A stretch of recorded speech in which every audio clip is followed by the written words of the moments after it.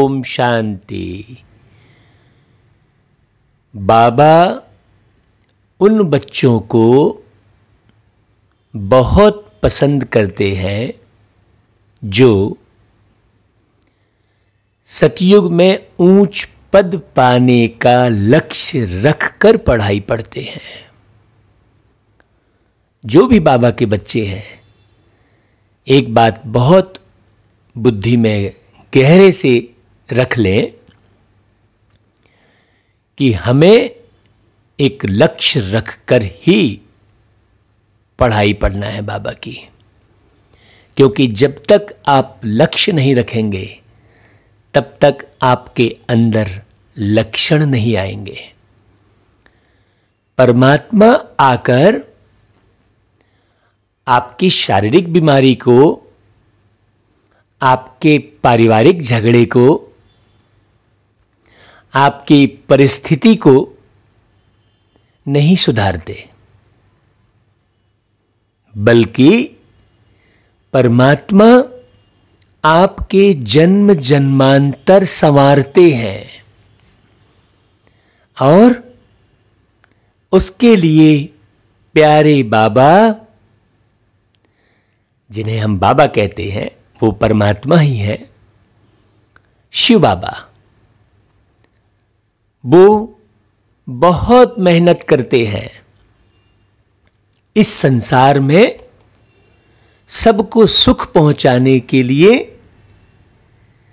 सबकी जिंदगी संवारने के लिए, सबको शांति देने के लिए, सबको आपस में प्यार से जोड़ने के लिए जितनी मेहनत शिव बाबा करते हैं, उतनी मेहनत इस संसार में कोई नहीं करता।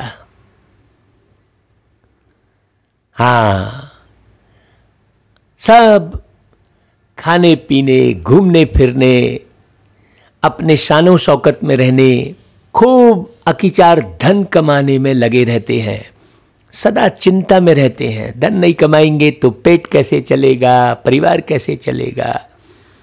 आप तो बस खाली ज्ञान बघार रहे हो, ऐसा कहते हैं।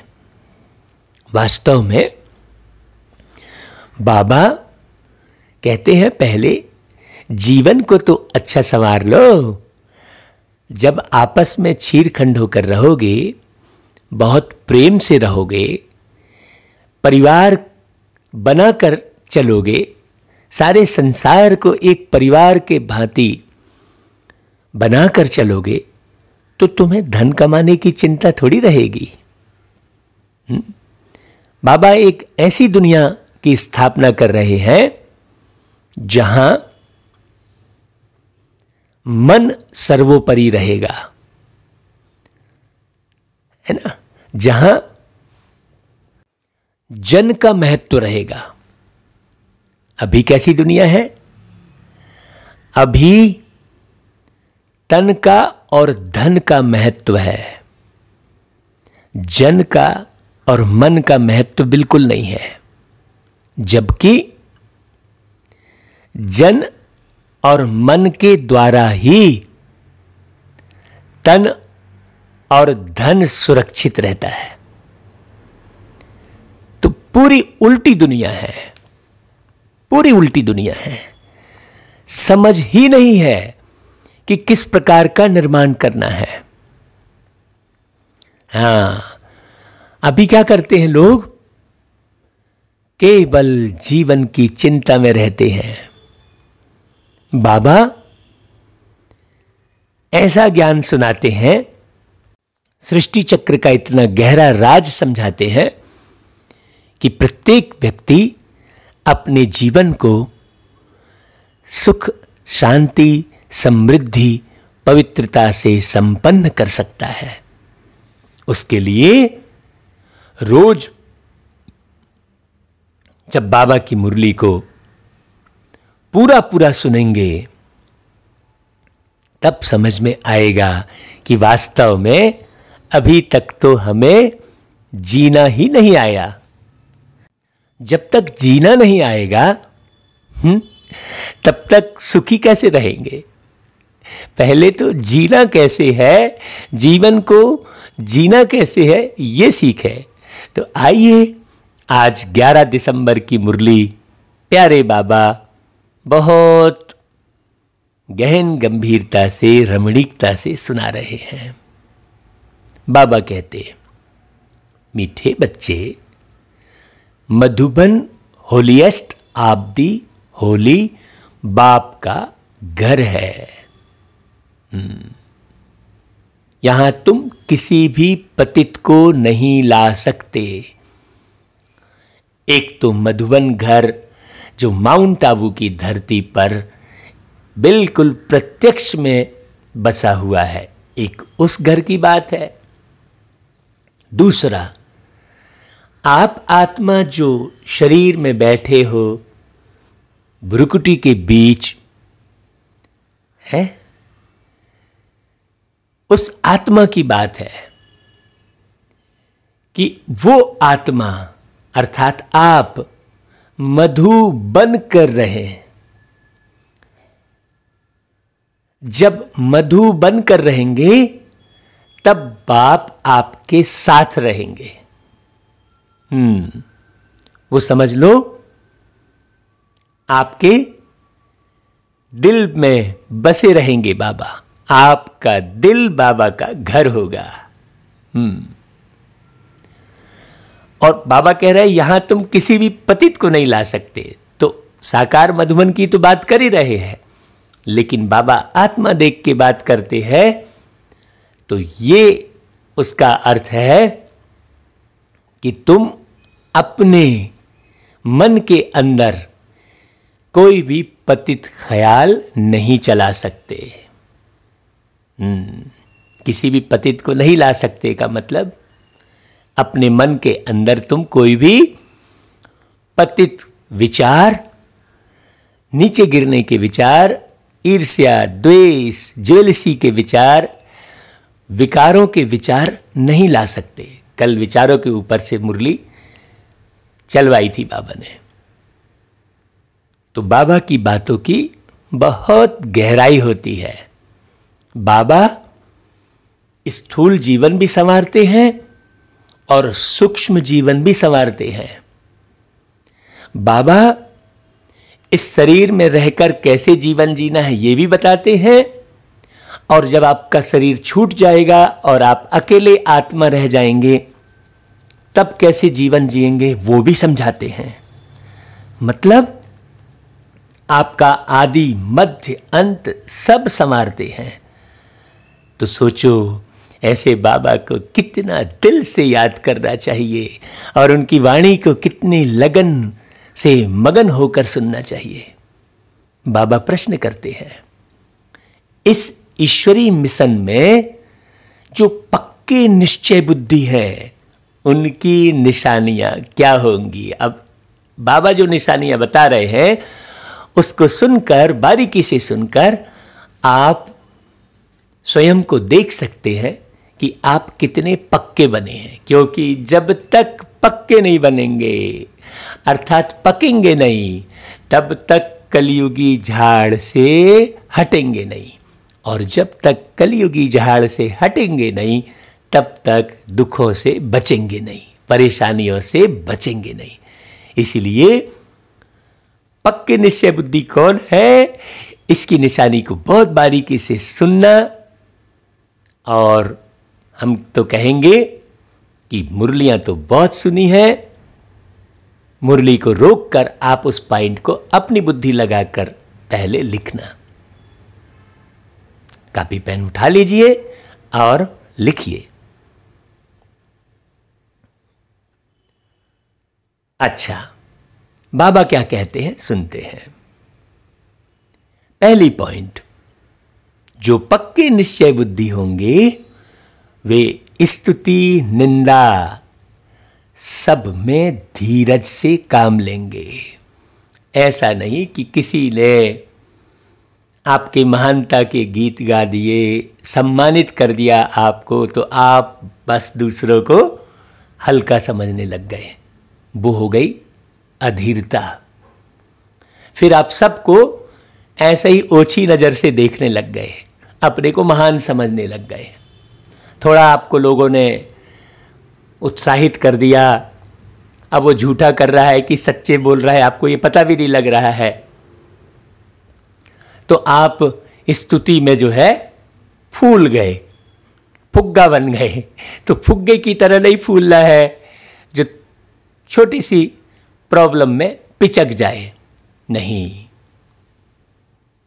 धीरज से काम लेंगे का मतलब हुआ कि आप स्थिर रहेंगे।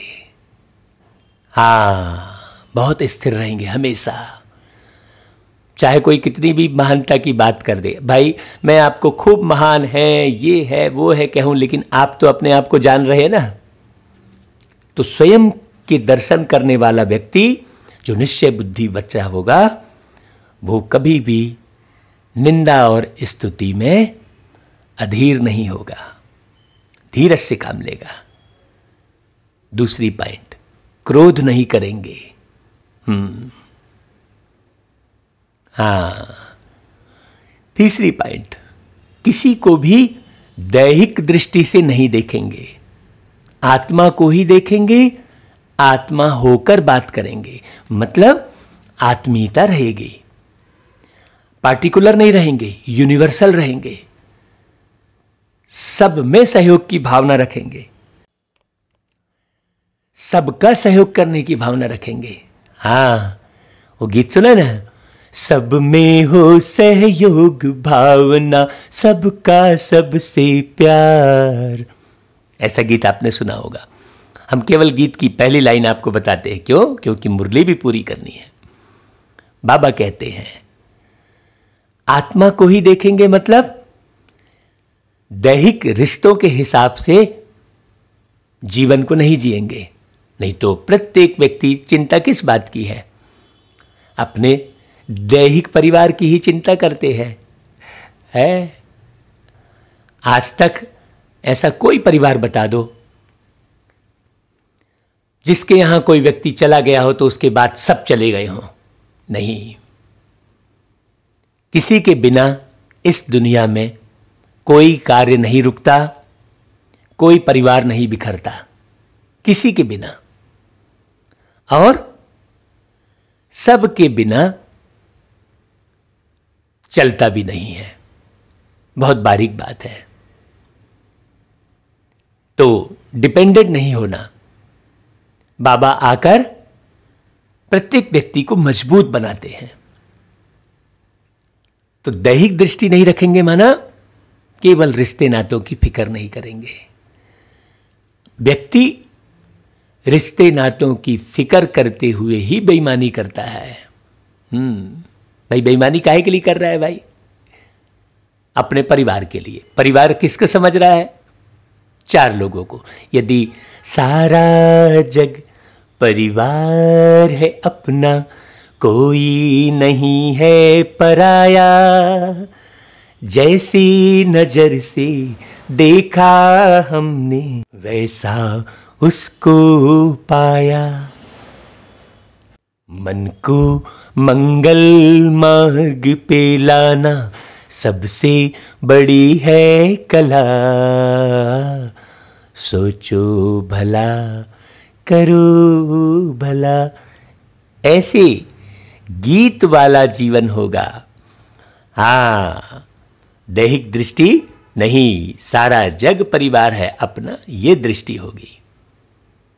चौथी पॉइंट, स्त्री पुरुष साथ में रहते कमल फूल समान रहेंगे। कमल फूल के समान रहेंगे। हाँ, इकट्ठे रहकर भी किसी भी प्रकार का विषय विकार नहीं अपनाएंगे। 5वीं पॉइंट, किसी भी प्रकार की तमन्ना अर्थात इच्छा नहीं रखेंगे। हाँ, आवश्यकता अनुसार जीवन जीना अलग बात हो गई, और इच्छाओं के वशीभूत होकर जीवन जीना अलग बात हो गई।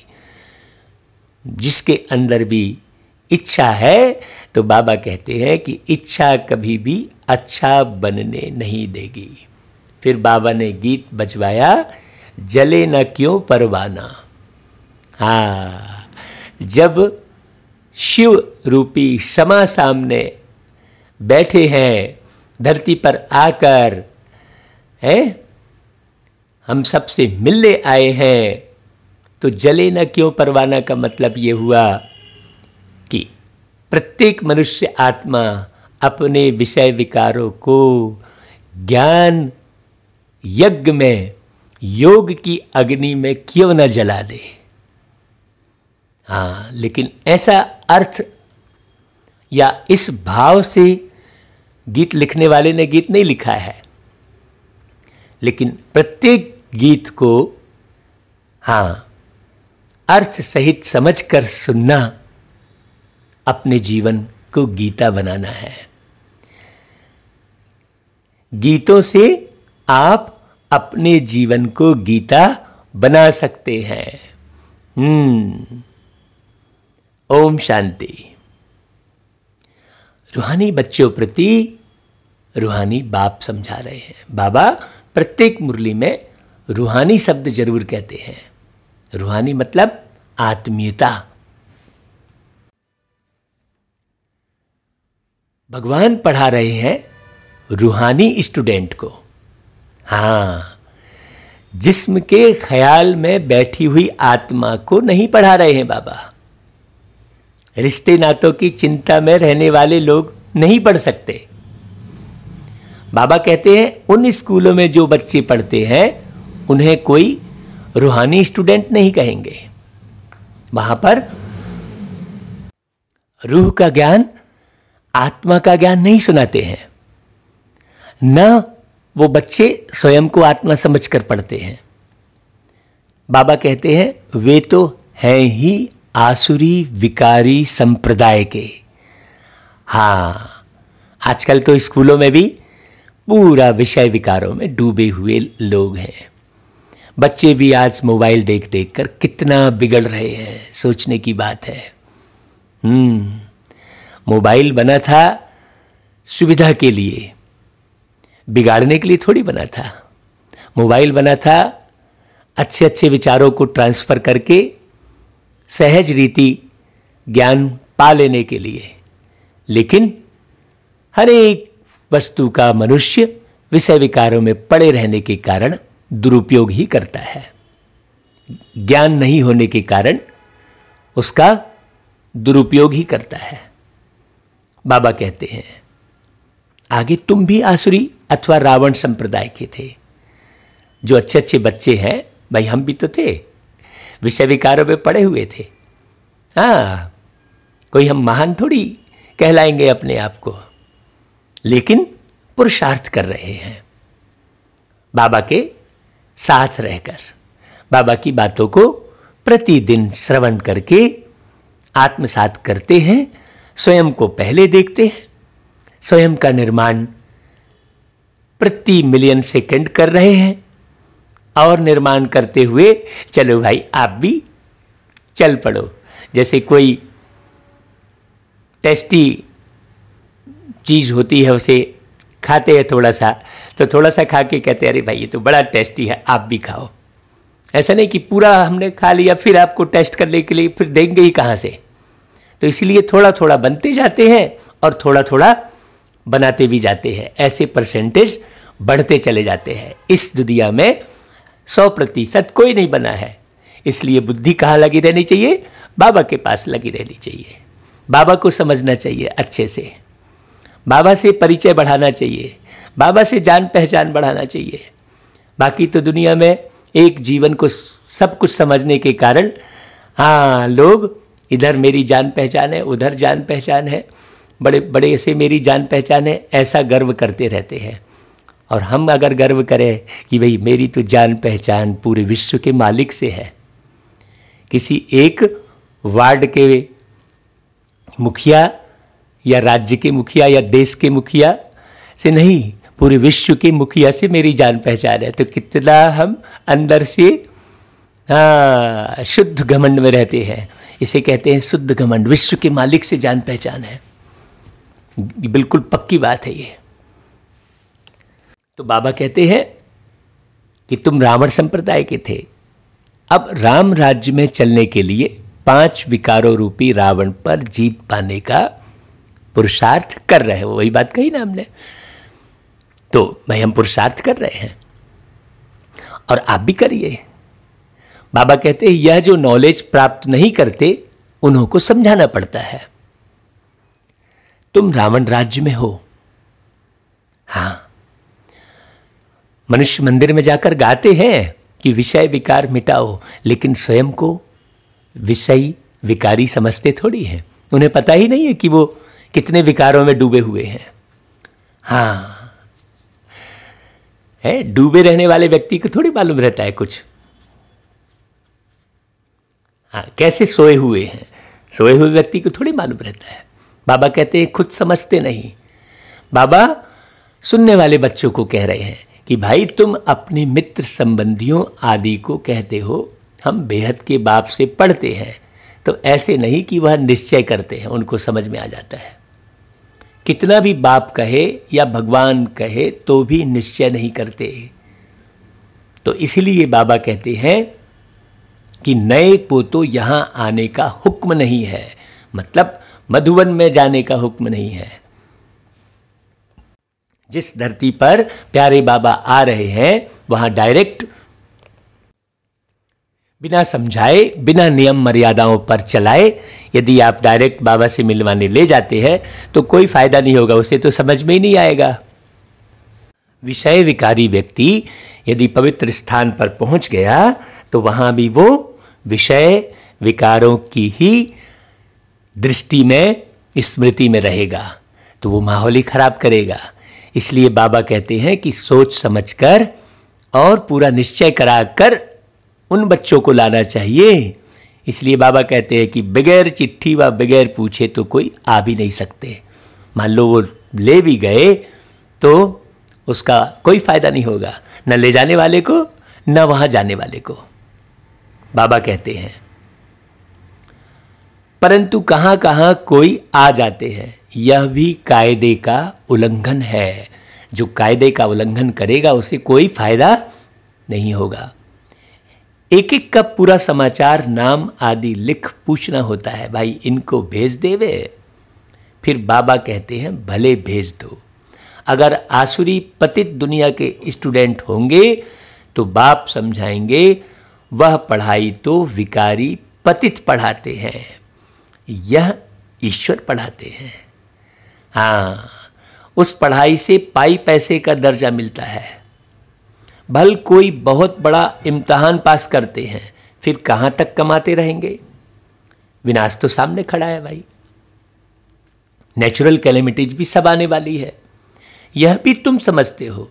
जो नहीं समझते उन्हों को बाहर विजिटिंग रूम में बिठाए समझाना होता है। अब इसमें बाबा की स्थूल समझ भी है और सूक्ष्म समझ भी है। हाँ, कि आप ऐसे को आत्मसात करो ही नहीं जो बाहरी दुनिया में भटक रहा है, जिसकी बुद्धि बाहर बाहर भटक रही है, उसके ऊपर आप उसे आत्मसात मत करो, उसके ऊपर ज़्यादा माथा मत मारो। हाँ, व्यक्ति को पहचानो और पहचान कर ज्ञान दो। बाबा कहते हैं यह ईश्वरी पढ़ाई, इसमें निश्चय बुद्धि ही विजयंती होंगे। भाई आप पढ़ रहे हैं, आपको क्या निश्चय है, आप क्या बनने वाले हैं? अर्थात वही विश्व पर राज्य करेंगे। बाबा कह रहे हैं जिनको निश्चय होगा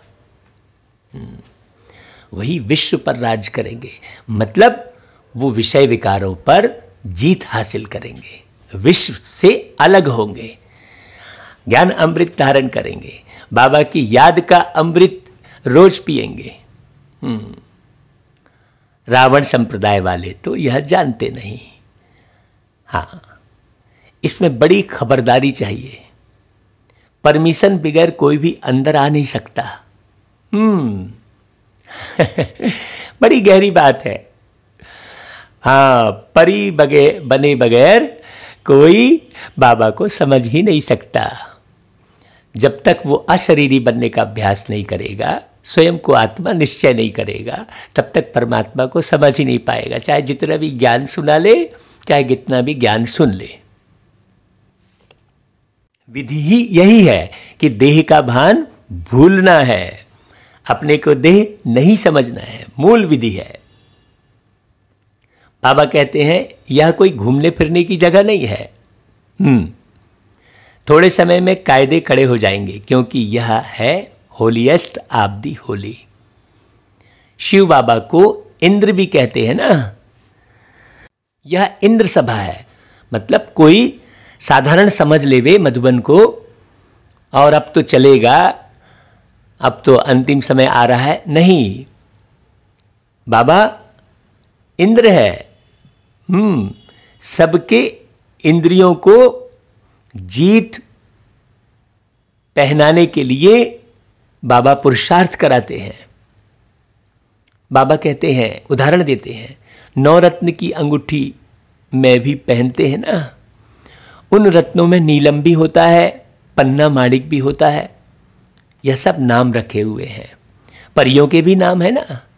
तुम परियां उड़ने वाली आत्माएं हो, तुम्हारा ही वर्णन है। देखो कितनी अशरीरी अवस्था बना रहा है बाबा हम बच्चों को, कैसे पढ़ा रहा है बाबा। बाबा कहते हैं परंतु मनुष्य इन बातों को कुछ भी समझते नहीं है। हाँ, जो बहुत पवित्र रहेगा वही बाबा की गहराई को समझेगा, बाबा की बातों की गहराई को समझेगा। भाई परी किसको कह रहे हैं बाबा, नीलम किसको कह रहे हैं।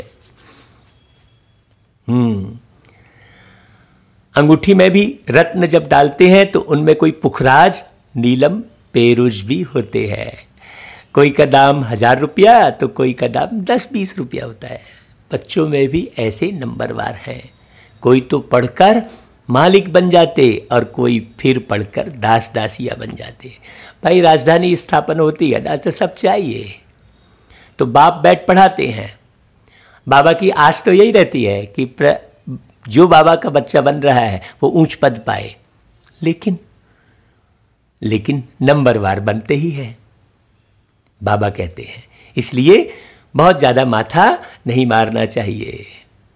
बाबा कहते हैं इंद्र भी उनको ही कहा जाता है जो बरसात करते हैं। भाई कौन सी बरसात, वो पानी की बरसात के लिए इंद्र को दिखा देते। अरे भाई पानी तो गर्मी के दिनों में नदियों का, सागर का पानी भाप बन के ऊपर जाता है और फिर बरसात के दिन में वाष्पीकृत होकर वापस नीचे आ जाता है। कोई ऊपर पानी का स्टॉक जमा है ऐसा थोड़ी है, या ऊपर बैठकर कोई इंद्र जो है पानी गिरा रहे हैं ऐसा थोड़ी है। ये ज्ञान वर्षा की बात है। तो ज्ञान वर्षा तो सिवाय परमात्मा बाप के कोई दे ना सके।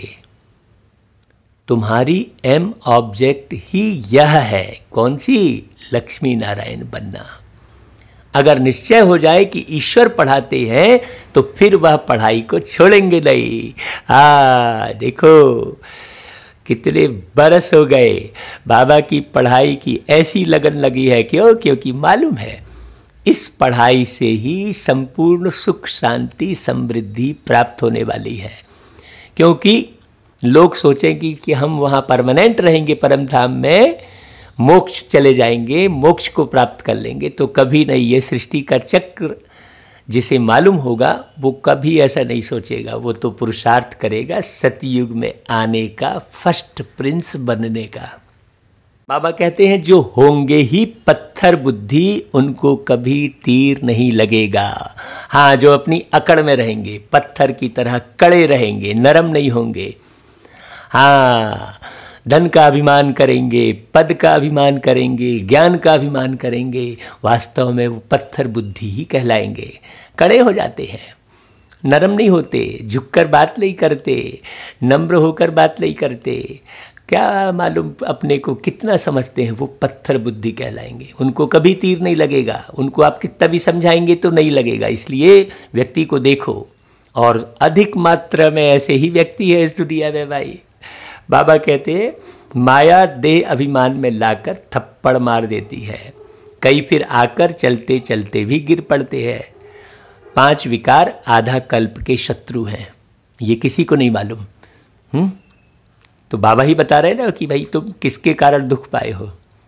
बाबा कहते हैं फिर आश्चर्यवत सुनंती कथंती भागंती हो जाते हैं। ऐसे बहुत है।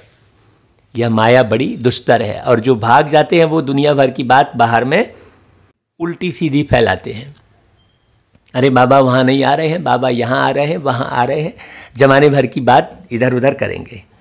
बाबा कहते हैं ये 5 विकार बड़े कड़े हैं, बड़े दुस्तर हैं, उसको माया कह देते हैं। एक ही थप्पड़ से गिरा देती है। हाँ, जरा भी देह आकर्षण आया और हो गया कबाड़ा। बाबा कहते हैं समझते हैं हम कभी नहीं गिरेंगे, फिर माया थप्पड़ लगा देती है। यहाँ स्त्री पुरुष दोनों को पवित्र बनाया जाता है, सो तो ईश्वर के सिवाय कोई बना न सके। यह है ही ईश्वरी मिशन। बाकी जितने भी मिशन आप देख रहे हैं सब मानवीय मिशन है। वहाँ पर पवित्रता की कोई बात ही नहीं है। हाँ, वो समझते ही नहीं है। भाई शादी विवाह अभी करा रहे हैं तो शादी विवाह करने के बाद वो आत्मा कोई पवित्र ज्ञान को लेकर थोड़ी विवाह कर रही है। हाँ, पवित्रता को समझकर थोड़ी विवाह आप कर रहे हैं अपने बच्चे का। तो विवाह कर रहे हैं तो विषय विकारों में ही ढकेल रहे हैं ना। बाप को खिवैया भी कहा जाता है। तुम हो नैया। खिवैया आते हैं सभी की नैया को पार लगाने। भाई तुम्हारी नैया कैसे डूबी हुई है नैया, अरे जब तुम्हारी बुद्धि कैसे भ्रष्ट हो रखी है। विषय विकारों में जाने के कारण तुम्हारी बुद्धि भ्रष्ट हो रखी है, ये समझते ही नहीं है। बाबा कहते हैं कि सच की नैया डोलेगी परंतु डूबेगी नहीं। हाँ, हमको कोई जल्दी से समझेगा नहीं। हाँ, हमारे ऊपर आरोप प्रत्यारोप भी लगा सकता है। हाँ, हिलाने की कोशिश कर सकता है, लेकिन जो सच्चा बच्चा होगा, पवित्र होगा, वो कभी हिलेगा नहीं, कभी डूबेगा नहीं। बाबा कहते हैं कितने ढेर के ढेर मठपंथ हैं। ज्ञान और भक्ति की जैसे लड़ाई होती है। सही बात है। हाँ, आर्गुमेंट बहुत करेंगे। कभी भक्ति की भी विजय होगी, आखिर तो ज्ञान की ही विजय होगी। हाँ, बाबा कहते हैं भाई समझ की ही जीत होगी ना। अंतिम विजय सत्य की होती है। ज्ञान मार्ग की तरफ भी कितने बड़े बड़े योद्धे हैं। अर्जुन भीम आदि नाम रखे हैं, ये ज्ञान मार्ग के योद्धे हैं। भाई गीता में, गीता ज्ञान कहते हैं ना, गीता ज्ञान, गीता भक्ति नहीं कहते। तो उसमें अर्जुन भीम दिखाए है ना। यह तो सब कहानियां बैठ बनाई है, गायन तो तुम्हारा ही है। अर्जुन जो ज्ञान का अर्जन करे, भीम जो सर्व शक्तियों से आत्मशक्ति से मजबूत रहे, विशाल रहे, विशाल बुद्धि रहे, इसलिए भीम को बड़ा दिखाए है। ये शारीरिक शक्ति की बात नहीं है यहाँ पर। हाँ, युधिष्ठिर मतलब वो युद्ध में स्थिर रहे। नकुल मतलब जो कुल का नाम रोशन करे, देवी कुल का, ईश्वरी कुल का नाम रोशन करे, ब्राह्मण कुल का नाम बदनाम ना करे। अभी तो कितने बच्चे ब्राह्मण कुल का नाम बदनाम करते हैं। सहदेव मतलब जो देवत्व गुण धारण करने में सहयोग करे। भाई सबसे बड़ा सहयोग है। आप धन से सहयोग कर रहे हैं, आप मन से सहयोग कर रहे हैं, आप श्रम करके सहयोग कर रहे हैं, आप लोगों को लाकर सहयोग कर रहे हैं। उन सब से बड़ा सहयोग है देवत्व गुण। यदि आप स्वयं धारण कर रहे हैं वो सबसे बड़ा सहयोग है।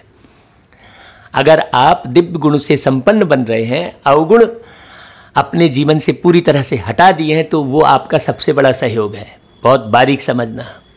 तो उसे सहदेव कहेंगे। गायन उसी का है। तो गायन तुम्हारा ही है। हीरो हीरोइन का पार्ट तुम्हारा अभी बज रहा है। हाँ, ये पिक्चर बन रही है, ये शूटिंग हो रही है। बाबा कहता है कई बार, तो हीरो हीरोइन का पार्ट अभी बज रहा है तुम्हारा। बाद में तो प्रारब्ध पाएंगे ना। सृष्टि चक्र का ज्ञान, ड्रामे की नॉलेज सब अभी प्राप्त कर रहे हो। फिर उसके बाद कोई ड्रामे की नॉलेज थोड़ी रहेगी। सतयुग में थोड़ी रहेगी ड्रामे की नॉलेज, सृष्टि चक्र की नॉलेज, जरूरत ही नहीं है।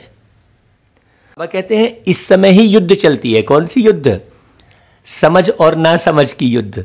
बार बार ना समझी करते, अरे ऐसे कैसे, फिर वैसे कैसे, क्योंकि 63 जन्म ना समझी में जीवन जिया है ना।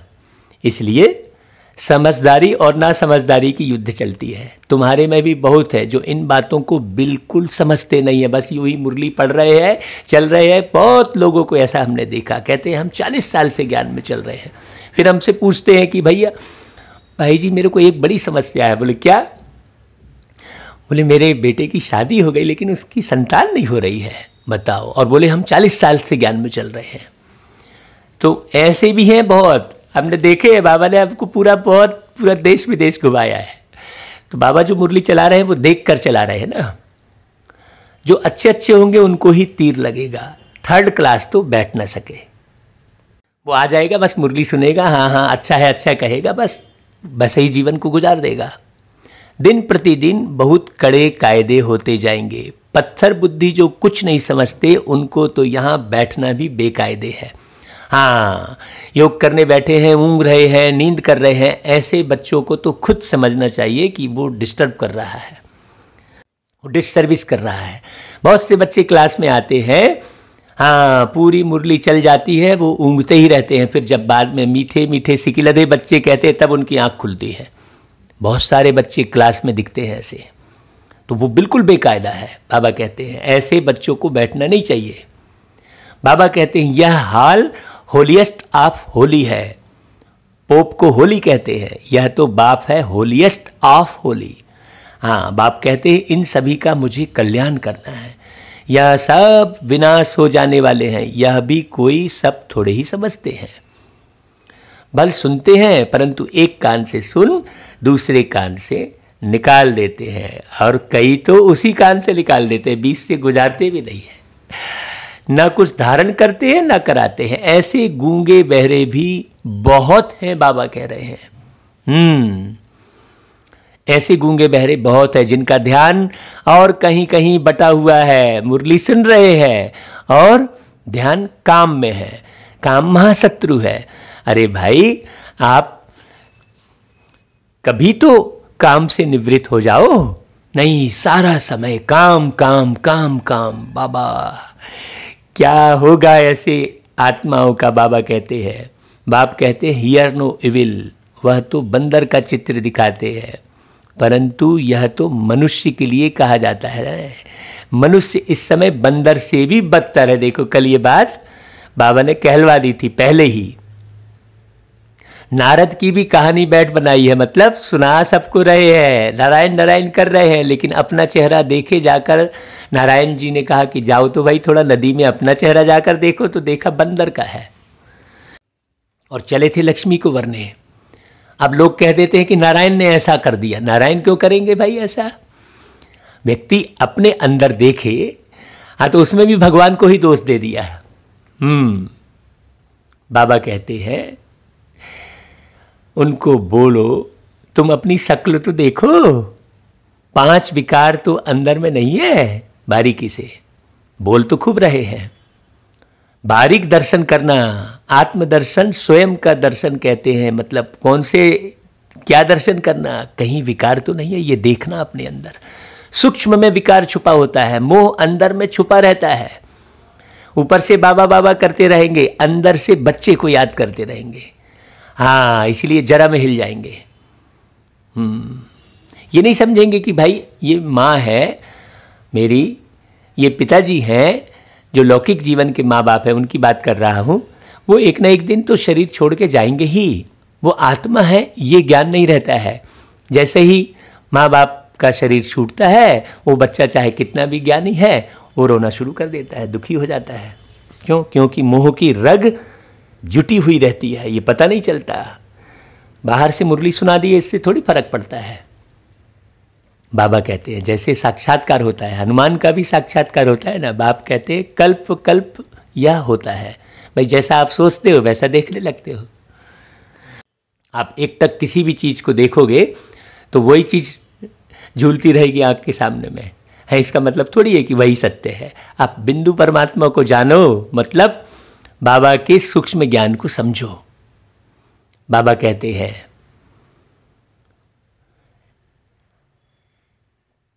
सतयुग में यह कुछ भी बातें होती नहीं, यह पुरानी दुनिया ही खत्म हो जाएगी। जो पक्की निश्चय बुद्धि है वह समझते हैं कल्प पहले भी हमने यह राज्य किया था। कल्प पहले की याद आ जाएगी। हाँ, ऐसा पुरुषार्थ तो हमने किया था, तो उनको बड़ा सरल हो जाएगा। और जो यहाँ ही हिरे रहेंगे उनको थोड़ी याद आएगा। बाप कहते हैं बच्चे अब दैवी गुण धारण करो, कोई बेकायदे काम नहीं करो। स्तुति निंदा सब में धीरज धारण करना है, क्रोध नहीं होना चाहिए। बाबा कहते हैं तुम कितने ऊंचे स्टूडेंट हो, भाई भगवान बाप पढ़ा रहे हैं आपको, तो आप कितने ऊंचे हुए, वह डायरेक्ट पढ़ा रहे हैं, फिर भी कितने बच्चे भूल जाते हैं। क्यों? क्योंकि साधारण तन है ना। हाँ, उन्होंने तो फिर मुकुट आदि सब ऐसे बना के पहना के दिखा दिए हैं। बाप कहते हैं देहधारी को देखने से तुम इतना उठ नहीं सकेंगे, आत्मा को देखो। आत्मा को देखो का अर्थ बहुत गहरा है। आत्मा जहाँ भ्रुकुटी के बीच रहती है, आत्मा सुनकर ही कान हिलाती है। हमेशा आत्मा से बात करो। तुम आत्मा इस शरीर रूपी तख्त पर बैठी हो। तुम तमो प्रधान थी, अब सतो प्रधान बनो। अपने को आत्मा समझ बाप को याद करने से देह का भान छूट जाएगा। जब देह का भान छूटेगा तो बीमारी भी छूट जाएगी। करके तो देखो। फिर बीमारी परेशान नहीं करेगी आपको, गारंटी है। सबसे बड़ा इलाज बता रहे हैं आपको, लेकिन लोग समझे तब है। आधा कल्प का देह अभिमान रहा हुआ है ना, इसलिए सब देह अभिमानी है। अभी इस समय सब देह अभिमानी है। हाँ, कोटों में कोई में भी कोई ऐसा पुरुषार्थ कर सकता है। अब बाप कहते हैं बच्चे देही अभिमानी बनो। आत्मा ही सब कुछ धारण करती है। रोज मुरली में वो बात इसलिए सुनाते हैं कि आप सुनो, पक्का करो। ऐसे नहीं कि सुन लिया, पहले जांचो अंदर ना। खाती पीती सब कुछ आत्मा करती है ना भाई। किसी भी आत्मा रहित शरीर को आप पानी पिलाएंगे तो पिएगा क्या वो शरीर? नहीं। बाप को तो अभोक्ता कहा जाता है। बाप भी एक आत्मा है, लेकिन वो शरीर के बंधन में नहीं बंधते, वह है निराकार। यह शरीरधारी ही सब कुछ करते हैं। बाबा कोई खाते पीते थोड़ी है, अभोक्ता है। तो इसकी फिर वो लोग कापी बैठ करते हैं, कितना मनुष्यों को ठगते हैं। हाँ, अभोक्ता बताते हैं अपने आप को, शरीर को पूरा जर्जर कर लेते हैं। तुम्हारी बुद्धि में अभी सारा ज्ञान है। ऐसा नहीं कि बाबा अभोक्ता है तो तुमको इस शरीर में भोजन डालना ही बंद कर देना है। भाई तुमको नहीं खाना है, तुम एक आत्मा हो, लेकिन इस शरीर को तो एनर्जी डालना है ना भाई। हाँ, तो मैं खा रहा हूँ, मुझे खाना है, ये रॉन्ग हो गया।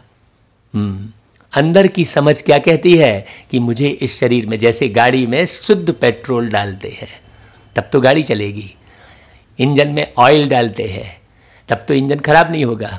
उसी प्रकार ये शरीर है और तुम आत्मा अलग हो, तो आत्मा में भी ज्ञान का पेट्रोल डालना,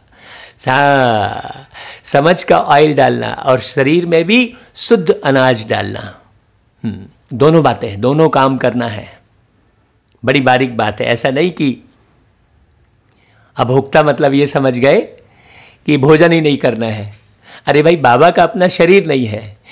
हाँ, उनको तो कोई शरीर है नहीं है अपना, वो तो अशरीरी है, इसलिए वो अभोक्ता है। आप तो शरीर लेकर यहाँ जीवन जीने की इच्छा रखते हो ना। जीवन जीने की इच्छा रखते हो, कुछ भी कर लो। आप अगर जीवन जीने की इच्छा नहीं रखते तो किसी से हिसाब किताब बनाते ही नहीं। बिना हिसाब किताब बनाए हुए इस दुनिया से कोई नहीं जाता। कुछ ना कुछ तो हिसाब रह ही जाता है ना भाई। भाई, एक माँ ने बच्चे को पाला और माँ चली गई। अब बच्चे ने माँ का रिटर्न तो दिया नहीं, तो फिर वो कैसे परलोक सिधार जाएगा?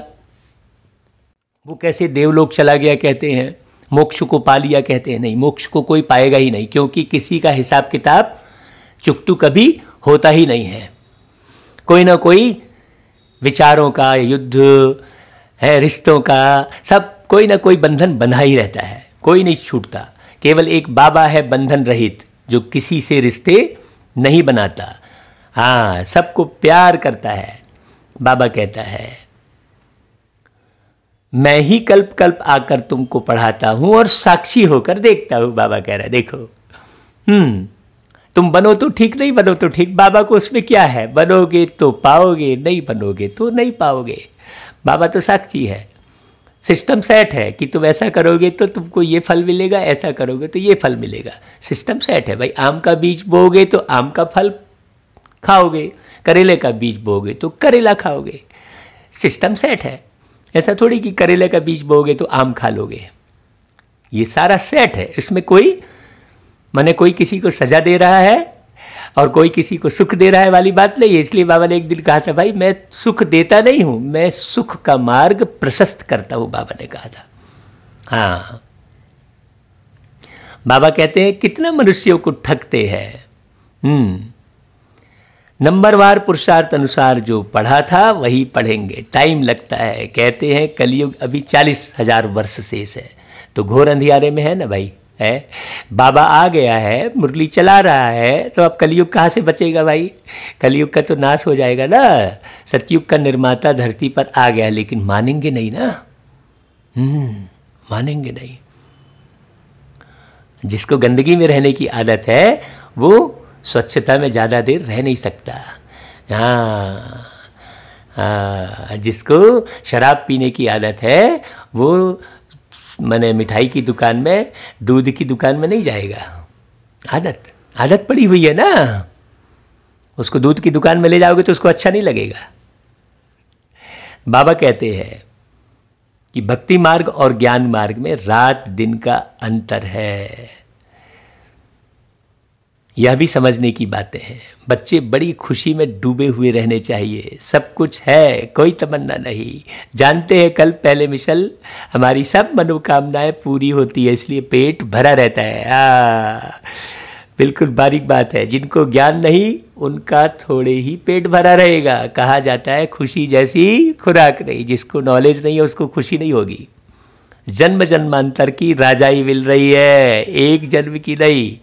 हाँ, समझ में आ रहा है कि नहीं ये बात? दास दासी बनने वालों को इतनी खुशी नहीं रहेगी। पूरा महावीर बनना है, माया हिला ना सके। अंगद का मिसाल दिखाया है ना रामायण में। रावण भी पैर को नहीं हिला पाया।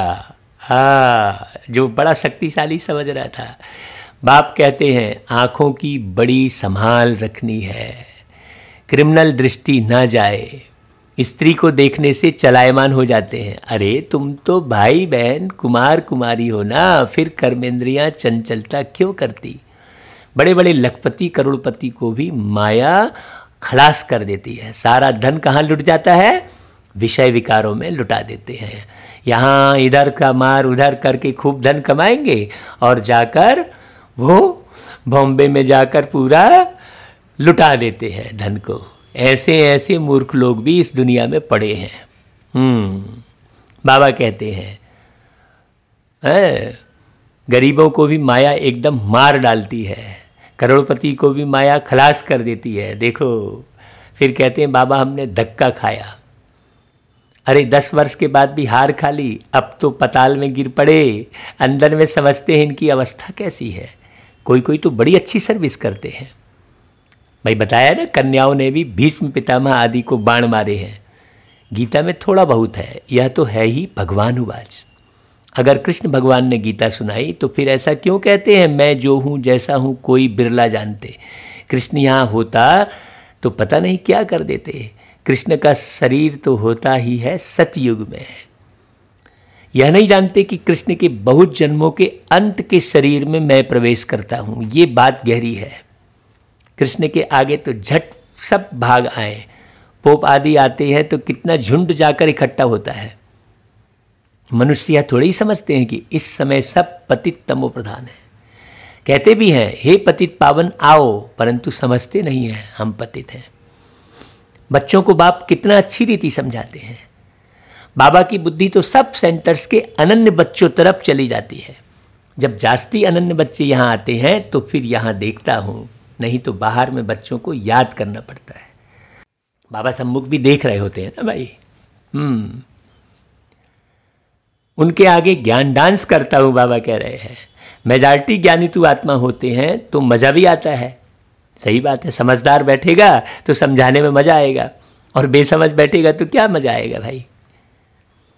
नहीं तो बच्चियों पर कितना अत्याचार होते हैं, कल्प कल्प सहन करना पड़ता है। ज्ञान में आने से फिर भक्ति भी छूट जाती है। घर में समझो मंदिर है, स्त्री पुरुष दोनों भक्ति करते हैं। स्त्री को ज्ञान की चटक लग जाती है और भक्ति छोड़ देती है तो फिर कितना हंगामा हो जाएगा। विकार में भी ना जाए, शास्त्रादि भी ना पढ़े तो झगड़ा तो होगा ना भाई, है। अब वो तो विकार में भी पढ़े हैं और शास्त्र भी पढ़ रहे हैं, मंदिर भी जा रहे हैं। अरे भाई, मन को साफ कर ही नहीं रहे हैं और मंदिर चले पड़े हैं। इसमें विघ्न बहुत पड़ते हैं, बाबा कहता है। और सत्संग में जाने के लिए रोकते नहीं हैं यहाँ, क्योंकि पवित्रता की बात है ना, इसलिए कष्ट थोड़ा होता है। तो उस कष्ट से कोई भी मनुष्य आत्मा को नहीं घबराना चाहिए, अडिग होकर चलना चाहिए, खूब ज्ञान योग में रहना चाहिए। पुरुष तो नहीं रह सकते हैं तो जंगल में चले जाते हैं। अब स्त्रियां कहाँ जाएं भाई, स्त्रियां बहुत कष्ट सहती है। स्त्रियों के लिए वह समझते हैं नरक का द्वार है। बाप कहते हैं यह तो स्वर्ग का द्वार है। तुम बच्चियां अभी स्वर्ग स्थापन करती हो ना, बाबा ने नारियों को ही चुना, इसलिए ब्रह्मा कुमारी कहते हैं। इनसे पहले नरक का द्वार थी, अभी स्वर्ग की स्थापना होती है। सतयुग है स्वर्ग का द्वार, कलयुग है नरक का द्वार। यह समझ की बात है। तुम बच्चे भी नंबरवार पुरुषार्थ अनुसार समझते हो और फिर उस रीति समझाते हो। भल पवित्र तो रहते हैं, बाकी ज्ञान की धारणा नंबरवार होती है। एक एक शब्द की धारणा कब होगी, जब उसका अर्थ समझेंगे। बाबा कहते हैं तुम तो वहां से निकलकर यहां आकर बैठे हो, परंतु अब तो समझाया जाता है गृहस्थ व्यवहार में रहना है। हाँ, घर गृहस्थी नहीं छोड़ना है, घर गृहस्थ में रहकर कमल फूल समान बनकर दिखाना है। उन्हों को तकलीफ होती है, यहाँ रहने वालों के लिए तो कोई तकलीफ नहीं है, घर गृहस्थ में रहने वालों को तो तकलीफ है ना। तो बाप समझाते हैं कमल फूल समान गृहस्थ व्यवहार में रहते पवित्र रहो। सो भी इस अंतिम जन्म की बस बात है ना, एक जन्म की। गृहस्थ व्यवहार में रहते हुए अपने को आत्मा समझो। आत्मा ही सुनती है ना भाई, आत्मा ही यह बनी है, आत्मा ही जन्म जन्मांतर भिन्न भिन्न ड्रेस पहनते आई है, शरीर बदलते आई है, शरीर रूपी ड्रेस। अब हम आत्माओं को वापिस जाना है, बाप से योग लगाना है। मूल बात ही यह है। बाप कहते हैं मैं आत्माओं से बात करता हूँ। आत्मा भ्रुकुटी के बीच रहती है और इन आर्गन्स द्वारा सुनती है। आत्मा इनमें नहीं होती तो शरीर मुर्दा बन जाता। समझने की बात है। बाप कितना वंडरफुल आकर ज्ञान देते हैं। परमात्मा बगैर तो यह बातें कोई समझा ना सके कि तुम एक आत्मा हो। किसी भी सत्संग में ये बात नहीं है। सन्यासी आदि कोई आत्मा को थोड़े ही देखते हैं, वह तो आत्मा को परमात्मा समझ लेते हैं। हाँ, दूसरा फिर कहते हैं आत्मा में लेप छेप नहीं लगता। अरे भाई, लेप छेप नहीं लगता तो छोटा सा बच्चा पलंग में पड़े हुए चिड़चिड़ा रहा है तो वो चिड़चिड़ाहट कहाँ से सीख गया भाई वो? हाँ, उसको आपने सिखाया क्या गुस्सा करना? नहीं ना। तो आत्मा ही है ना जो क्रोध अवस्था में आकर फिर से जन्म ली है। तो यहाँ ही अवस्था बनाओगे तो जन्म जन्मांतर बढ़िया रहोगे ना। बहुत बारीक बात है। तो लेप छेप कैसे नहीं लगता? शरीर को धोने गंगा में जाते हैं, वह यह नहीं समझते कि आत्मा पतित बनती है, आत्मा ही सब कुछ करती है। बाप समझाते रहते हैं यह मत समझो हम फलाना हूँ या फलाना है, नहीं, सब आत्माएं हैं। जाति पाति का कोई भेद नहीं रहना चाहिए। अपने को आत्मा समझो। गवर्नमेंट कोई धर्म को नहीं मानती, यह सब धर्म तो देह के हैं, परंतु सब आत्माओं का बाप तो एक ही है। देखना भी आत्मा को है। सभी आत्माओं का स्वधर्म शांत है। अच्छा भाई, मीठे मीठे सिकिलधे बच्चों प्रति माता पिता बाप दादा का याद प्यार और गुड मॉर्निंग। रूहानी बाप की रूहानी बच्चों को नमस्ते और हम रूहानी बच्चों की रूहानी माता पिता बाप दादा को याद प्यार गुड मॉर्निंग और नमस्ते। भाई ये फॉर्मेलिटी तौर पर कह नहीं देना है। ये जो बाबा याद प्यार देते हैं और आप बाबा को याद प्यार देते हैं, ये तो दिल की बात है, वास्तव में कहने की बात नहीं है। हाँ, हमको तो वास्तव में ये कहने में भी समय नहीं देना चाहिए। हमें तो ज्ञान और योग में समय देना चाहिए। धारणा के लिए मुख्य सार, जो बात काम की नहीं है उसे एक कान से सुन, दूसरे से निकाल देना है। हियर नो इविल, हाँ, जो काम की नहीं है। तो दादी हमारी कहती थी कि एक कान से सुन, दूसरे से निकालना नहीं, जिस कान से सुने उसी से निकाल दो, बीच तक भी मत जाने दो। बाप जो शिक्षाएं देता है उसे धारण करना है, केवल सुनना बस नहीं है, समझना है और धारण करना है। शिक्षाओं को जब तक समझेंगे नहीं बारीक, हाँ, ये निश्चय हुआ है कि भाई हाँ, इस मुरली से हम बेहद सतयुग की राजाई पाने वाले हैं, फर्स्ट प्रिंस बनने वाले हैं, ऐसा लक्ष्य रख के पढ़ाई पढ़ना है। बाबा कहता है कोई भी हद की तमन्नाएं नहीं रखनी है। हाँ, कोई भी हद की तमन्ना नहीं रखनी चाहिए। आंखों की बड़ी संभाल रखनी है। हाँ, ये मन की आंख जो है ये धोखा देती है। आंखों की संभाल का मतलब केवल ये आंख नहीं, बंद नहीं कर लेना है आंख, मन की आंखों की संभाल करनी है। क्रिमिनल दृष्टि ना जाए, सोच मत बदले किसी को देखकर। हाँ, आत्मा ही देखो, सारा खेल देखने और सुनने में है। कोई भी कर्मेंद्री चलायमान ना हो, खुशी से भरपूर रहना है। हाँ, बहुत डीप पुरुषार्थ है। फिर वरदान, अटेंशन रूपी घृत द्वारा आत्मिक स्वरूप के सितारे की चमक को बढ़ाने वाले आकर्षण मूर्त भव। जब बाप द्वारा, नॉलेज द्वारा आत्मिक स्वरूप का सितारा चमक गया तो फिर बुझ नहीं सकता, लेकिन चमक की परसेंटेज कम और ज्यादा हो सकती है। यह सितारा सदा चमकता हुआ सबको आकर्षित तब करेगा जब रोज अमृत बेले अटेंशन रूपी घृत डालते रहेंगे। कहाँ तक बना हूं, कितना बना हूं, हाँ, कब पूरा बनूंगा, ये यहां पर क्वेश्चन अपने लिए लगाना चाहिए। कहाँ, कब, कैसे बनूंगा, यहां लगाना चाहिए। स्वयं के लिए ये क्वेश्चन लगाना चाहिए। क्या होगा ये नहीं, कैसे होगा नहीं। तो जो बाबा की मुरली को बहुत अटेंशन देकर सुनेंगे, 10 बार सुनेंगे, वही पुरुषार्थ कर सकते हैं। हाँ, जैसे दीपक में घृत डालते हैं तो वह एक रस जलता है, ऐसे संपूर्ण अटेंशन देना अर्थात बाप के सर्व गुण व शक्तियों को स्वयं में धारण करना। इसी अटेंशन से आकर्षण मूर्त बन जाएंगे। और भाई, लक्ष्य आकर्षण मूर्त बनने का ही नहीं है, लक्ष्य तो विश्व का महाराजा बनने का है। अच्छा भाई, फिर स्लोगन, बेहद की वैराग्य वृत्ति द्वारा साधना के बीज को प्रत्यक्ष करो। हाँ, बेहद की वैराग्य वृत्ति, हद की कोई इच्छा ना हो। हाँ, बहुत गहरी बात है। अच्छा भाई, ओम शांति। जहाँ समझ में ना आए हमें 9827141207 पर फोन कर सकते हैं। ऐसा ना समझें कि हम बात करेंगे कि नहीं करेंगे, आप संकोच बिल्कुल ना करें। हम केवल और केवल सेवाधारी हैं, बाप की सेवा में अनवरत लगे हुए हैं।